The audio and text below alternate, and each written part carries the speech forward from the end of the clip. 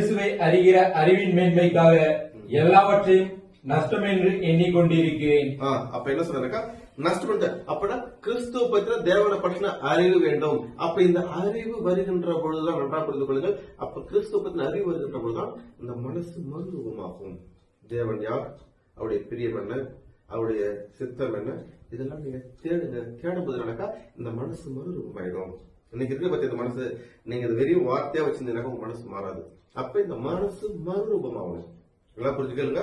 மனசு மறுரூபமானாக்கா இப்ப இந்த உலகத்தால நீங்க கத்துக்க வரைக்கிற விஷயங்கள், இந்த உலகத்தால உங்களுக்கு எல்லாம் தூக்கி பிடிச்சோம், இதெல்லாம் நீங்கள் எடுத்து போட்டாங்க உங்களுக்கு பிடிக்கப்பட முடியாது. ஆனா உங்களுக்கு ஒரு ஆப்ஷன் இருக்குது. என்னது? தேவன் யார் அப்படின்னு சொல்லிட்டு தேவனை பற்றி சிந்திக்க சிந்திக்க சிந்திக்க சிந்திக்க இந்த உலகத்தை பத்தி சிந்தனைகள்லாம் வெளியே இருக்கும். அப்ப இந்த ஒளியானது உள்ள வரும்போது இருளானது வெளியே போக ஆரம்பிச்சிடும். இந்த உலகமும் உலகத்தில் உண்டானும் தேவனால் உண்டானவைகள் அல்ல.